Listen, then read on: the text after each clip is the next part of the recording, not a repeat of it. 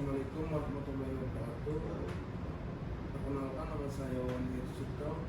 Saya Suci Fitriani.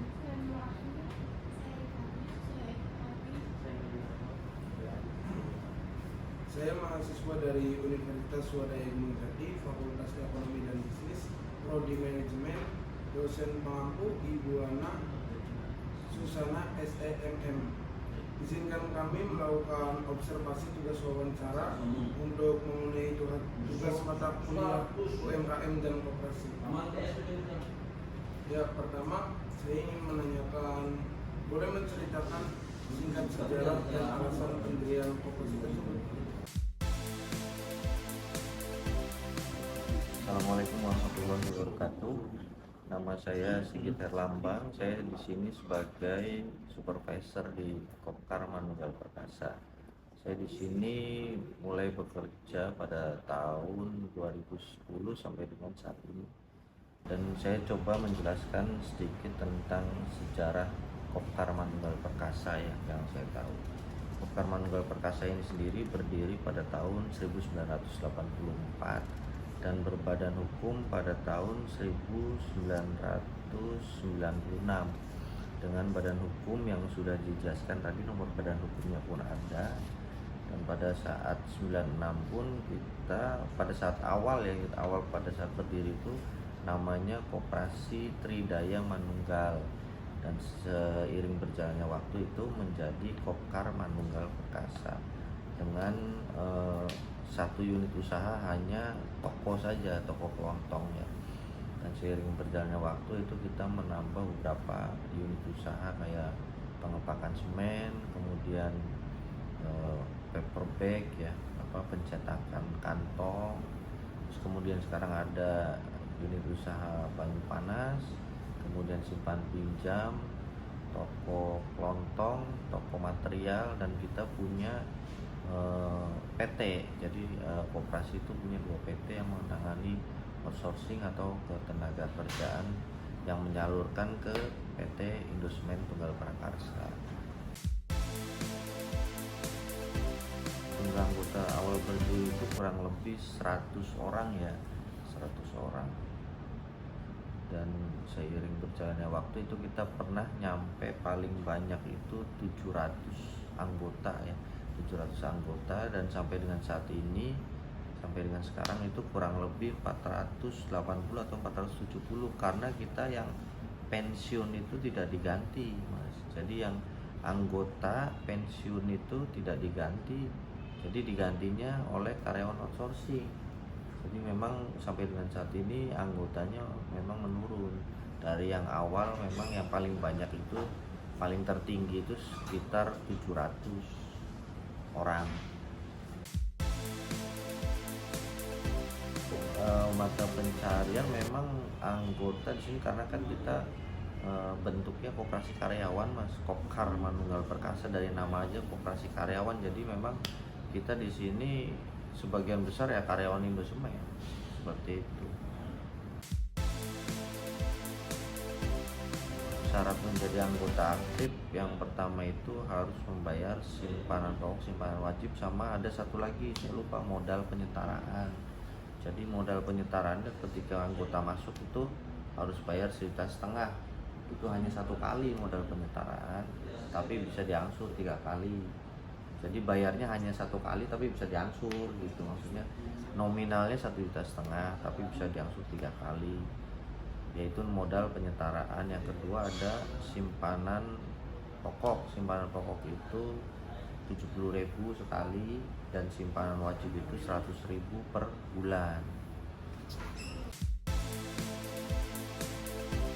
Modal keseluruhan tadi saya sudah dijelaskan sampai dengan 2021 ya.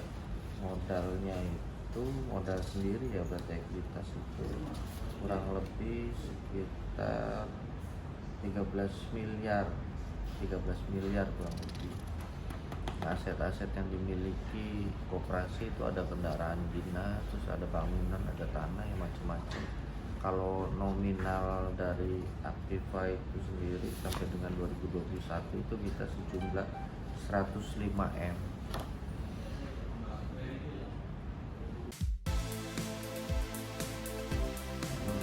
karyawan yang dimiliki koperasi itu kurang lebih sekitar 300 orang.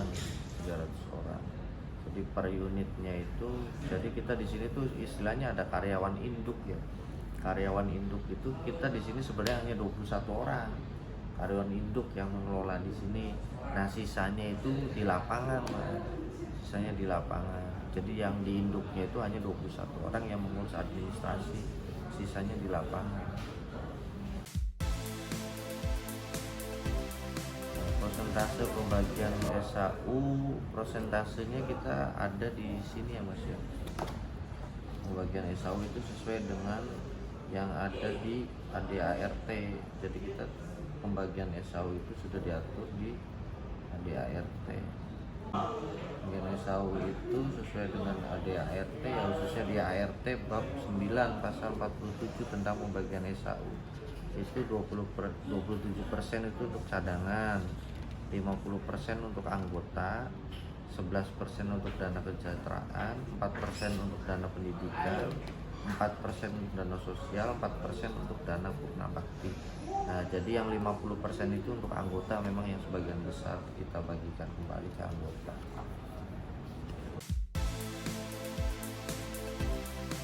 Produk yang dihasilkan memang barang dan jasa ya. Kalau produk yang dihasilkan kita jadi produknya produk toko kelontong, toko material, jasanya ya jasa ada simpanan wajib lah. Maksudnya pinjaman, jasa pinjaman, simpanan dan pinjaman. Untuk fasilitas yang diberikan ke anggota itu kita jadi 1 tahun tuh ada 3 kali. Yang pertama itu ada sembako RAT, ada sembako Ramadan, sama ada cindramata. Cindramata itu 1 tahun sekali ya, biasanya bentuknya tas atau apa. Jadi setiap anggota kita kasih semua. Dan untuk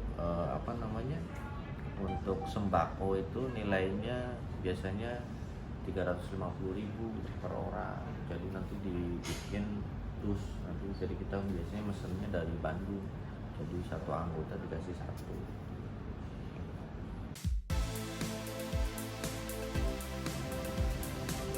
Ya, koperasi memang pada saat pandemi kita memang mengalami penurunan yang memang di semua sektor usaha lah, saya rasa nggak di koperasi aja semua, karena di COVID-19 ini memang cukup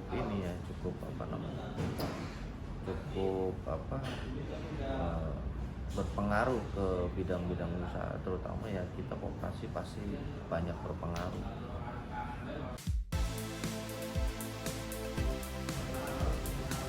Untuk cara pengembalian untuk mengembalikan kondisi stabil, kita contohnya kayak di sektor pariwisata Mas. Di sektor pariwisata itu ya kita coba membuka informasi dan promosi kembali ke pihak luar gitu, bahwa kita di sektor usahanya sudah bisa beroperasi seperti sedia kala, mungkin seperti itu. Mungkin itu aja yang bisa saya jelaskan, yang sedikit banyak saya harapkan bisa membantu teman-teman semua dari Universitas Gunung Jati. Ya, saya doakan juga mudah-mudahan Universitas Swadaya Gunung Jati itu kedepannya lebih baik dan mudah-mudahan bisa mendapatkan akreditasi yang lebih baik lagi. Terima kasih. Assalamualaikum warahmatullahi wabarakatuh.